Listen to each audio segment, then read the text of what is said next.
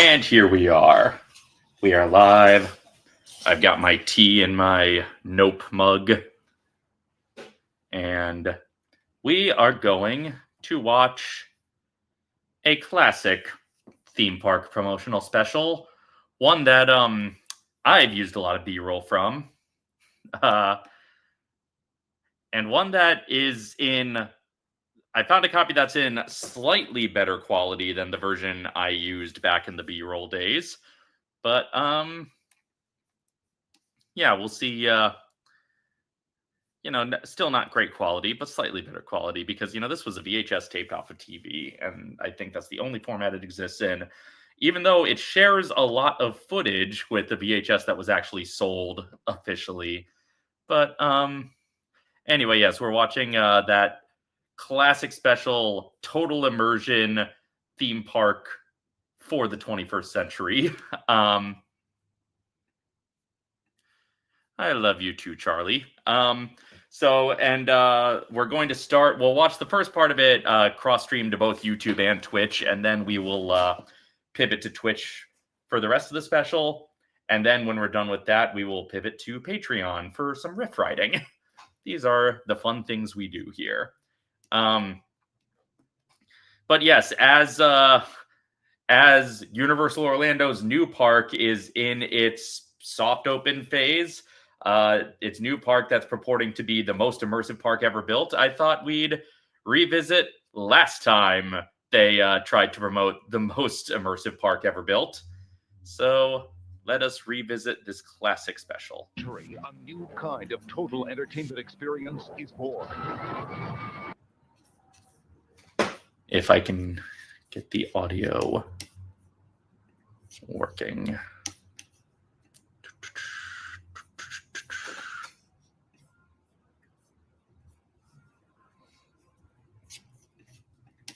I have had a bad effect on you, my friend.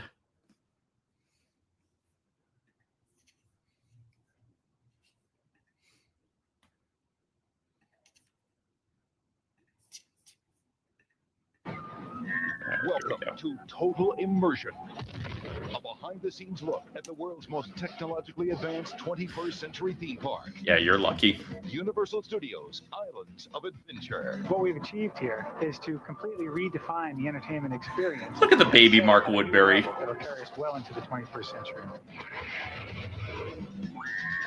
Total Immersion puts you in the front row of the guest experience as we explore. That's not there anymore. Islands of Adventure, Marvel Superhero Island, The Lost Continent, Toon Lagoon, Seuss Landing, and Jurassic Park. Plus, we'll give you an exclusive behind-the-scenes look at. Look, I love Seuss Landing, but it's very funny that they try to make it exciting enough to be sandwiched between things like Marble Island and Jurassic Park. The super advanced technology and the designers who created the adventure.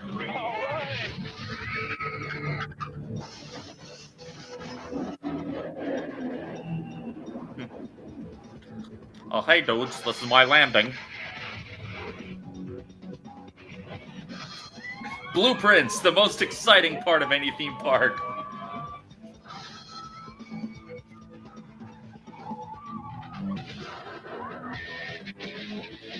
I miss Dueling Dragons.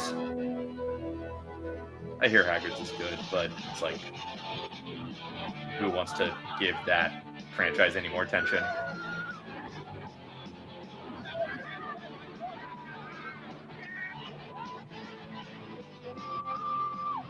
The idea behind Marvel Superhero Island was to take our guests and literally drop them into the middle of a comic book world. We can work Castiglione. Superhero Island is the place where the greatest Marvel heroes and supervillains all congregate and they all live.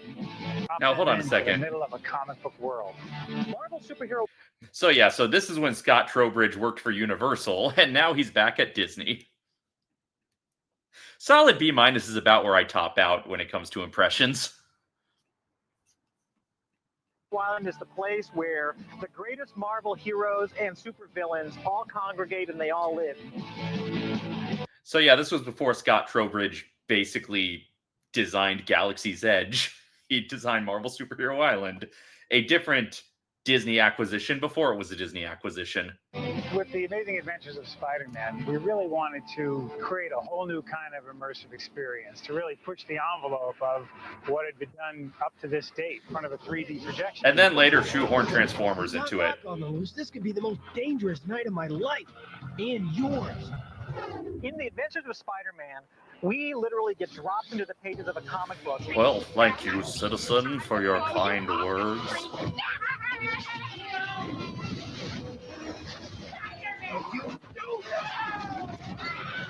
Look at that fire. Transformers doesn't have real fire there. In the attraction, we're integrating reality with the illusion of reality. We're doing that with mixing a lot of film elements with some practical, real elements. And the guest on the vehicle won't be able to tell exactly where the screen ends and where the sets begin. Everything will be mixed together into one immersive environment. When we were developing the Adventures of Spider-Man, we looked at some of the best rides that are out there already. Things like Back to the Future, which really does a very good job of simulating motion combined with film. T2 3D, which does a very good job of pushing the envelope for 3D film. In Spider-Man, They only list their own attractions that they looked at, not the fact that they basically one-upped the Indiana Jones ride vehicle. You have so many good ones that it's hard to narrow down your single best. I mean, I'm still very impressed by your Guybrush, even though it's very close to your natural speaking voice. It's just Dominic Armato's voice is recognizable without having that many distinct qualities about it. So the fact that you're able to emulate it is still very impressive to me. Recognizable but not distinct, if that makes any sense. Yeah, you get what I mean. Your Dipper is also very good. I don't know. You have a lot of good voices.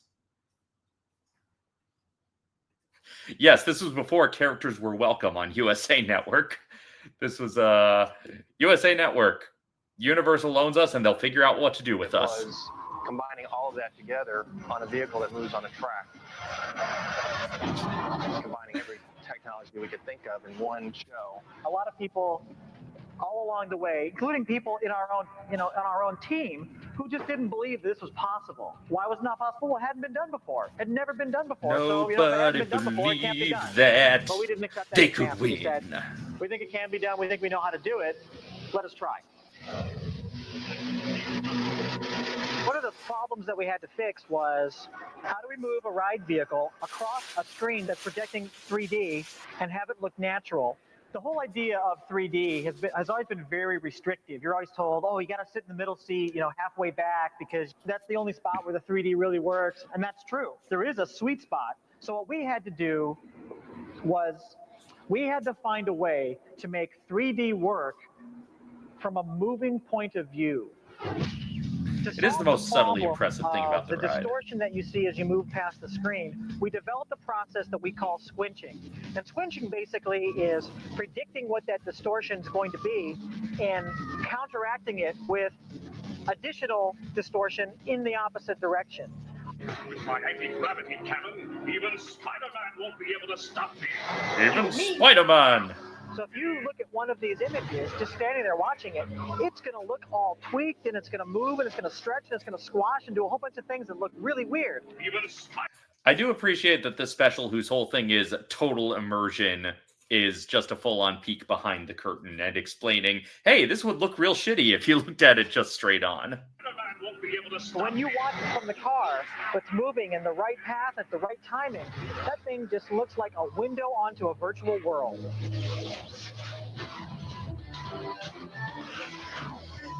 Out of the way, they're mine. We're dropping you in the middle of a comic book. And we're going to drop you in the middle of that comic book. We need you to feel that. We need you to get bounced around. We need you to feel like you're... Hello and welcome. This vehicle goes a long way towards making that kind of an idea a reality. Scott looking like a Phil Collins tribute act. The motion control system on Spider-Man is based on probably the most advanced electric technology in the world in this business. That was a fun one to We do. are marrying a 6-off motion base. And you can see here the guts of the 6-off motion base. This is the I'm part swamped. that makes this whole vehicle do this. so we can simulate, you know, flying, falling, bumping, hitting. At the same time, we have a system that spins the entire structure around. You can just spin it around, around, and around all day long if you want it to. Very impressive to watch this thing go, especially close up, and it really moves. I do love the prototype vehicle, just like this metal lunchbox they're all shoved in. The illusion of what we're trying to do here. We mix practical I think I effects saw with that version film-based online effects, once too. but mix them up so you don't know the difference. One of the most effective scenes in the ride isn't really a 3D effect. Well, it's good enough for your city. Don't try it. The story we get shot with a levitation gun. Wait for me! They're not insured for this! Our vehicle ends up flying up in the air, and at the end of that, we're battling. I mean, there is a J.K. Simmons character, not played by J.K. Simmons, The but way we really pull off this effect is a series of simple effects that are sort of built on top of each other. One of them has static scenery with some lighting cues, and we also have an actual physical building that has motion that drops away from us. that's more than Transformers Verizon. has. All this is synced with a movie projection screen. We add in motion-based. You know it, baby. And add a couple of wind effects, some more lighting cues, and all of a sudden you really feel like you're flying in the air. Right? Like if I had made that video just like a few years later, I would have just said he sounds like the wrong Stan. Unlike one you've ever been able to have somewhere else before. Happy landing!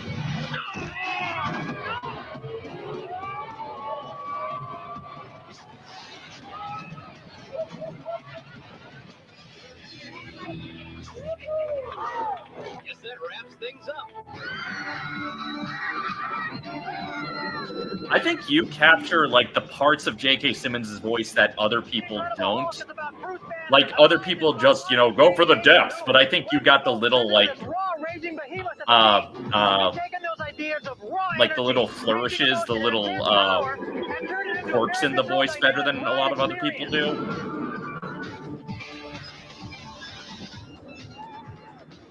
I haven't been on this since they redid the whole track. This is like clunk, clunk, clunk, clunk, clunk. I used this down clip. the hill, but this one is like clunk, clunk, clunk. Cluck, clunk, cluck, clunk, cluck, clunk. We're in the gamma acceleration chamber of the Incredible Hulk coaster right now. This is the area where after we board the Hulk roller coaster train, we enter this That's his tunnel secret cap. He's always at slow decaf. speed. As we get halfway up this tunnel, things start to go wrong. Warning, accelerator tube contaminated. Before you know it, things start to go really wrong, and we get accelerated right out of this tunnel and into our first big, exciting roller coaster maneuver. This is a one-of-a-kind attraction that has never been done before.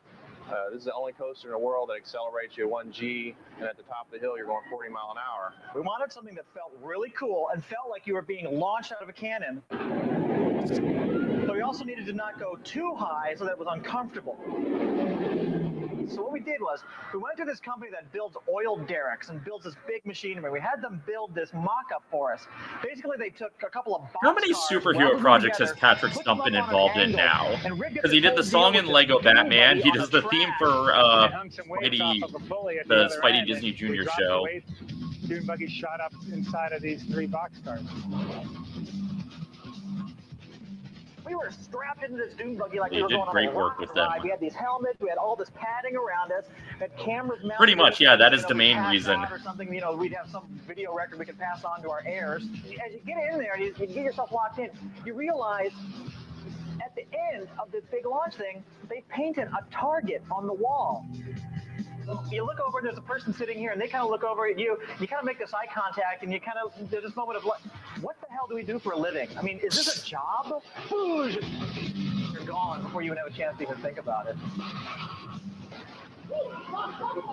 We tried 1G, we tried 2Gs, 3Gs, 4Gs, 5Gs. And it was the 1G we locked into. There's Mark Woodbury, looking all young. Right. After we figured out what the right amount of acceleration was, then we had the difficult task of figuring out, okay, how do we do that? And how do we do that over and over and over again, for the lifetime that this ride's going to exist? We investigated a number of different kinds of launching mechanisms, cables, hydraulic systems, pneumatic systems. We looked at using a steam catapult, similar to how they launch planes off an aircraft carrier. We just want to show off this B-roll. Look at the different systems that are out there. One of the ways we investigate fairly thoroughly was using a belt Daddy mechanism. Woodbuck season 2 Lagoon. To go to a copper mine out in Arizona to investigate the conveying of ore. What we settled on was... Yeah, why wasn't that mentioned in My Immortal? ...drive style of launch. Now, the way we do that is with 230 individual motors that grip and grab a specially designed rail on the bottom of the train. From underneath the coaster, you can see the fin, the structure that the launch system grabs Disney onto. does not exist in this continuity. Like 230 hands pulling the thing up and then pushing the coaster up and out through this tunnel. Look, if Disney's going to pretend that Pony Express doesn't exist in all their Tron light cycle promo. 8 megawatts of power to launch that Hulk train, and we do it every minute and a half. We 8 realized, megawatts! Wait a minute, the city of Orlando isn't going to be too happy if we decide to brown out the entire city and turn off televisions all over the city every time we launch the coaster. So we decided that we needed to find a way to generate Does enough not power surprise me about on site you, to be able to accommodate that launch. There's a motor that takes power from the city of Orlando at a fixed rate, turns it into mechanical energy in the form of a 10,000-pound flywheel. That flywheel spins at an incredibly high RPM. All guests are greeted with, "What the hell are you doing, you motherfuckers?" Electrical generator. So that when it comes time to launch, we can let it all go really quickly to power the launch. Because we have energy up into the hill, we're actually able to do a 360-degree weightless roll at the top of the hill. So when you're at the top of this hill, you're upside down and weightless and going, hey, wait a minute, maybe this wasn't such a good idea. You're just along for the ride. It's like being the Hulk. You just don't know what's happening to you. Same.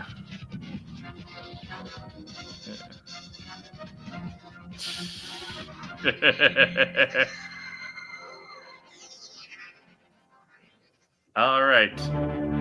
And that's our first commercial break. And with that, we will pivot the stream to Twitch. So twitch.tv/Doggins87. You see that going down the bottom of the screen there. Head on over to twitch.tv/Doggins87. And that is where we shall continue our tour.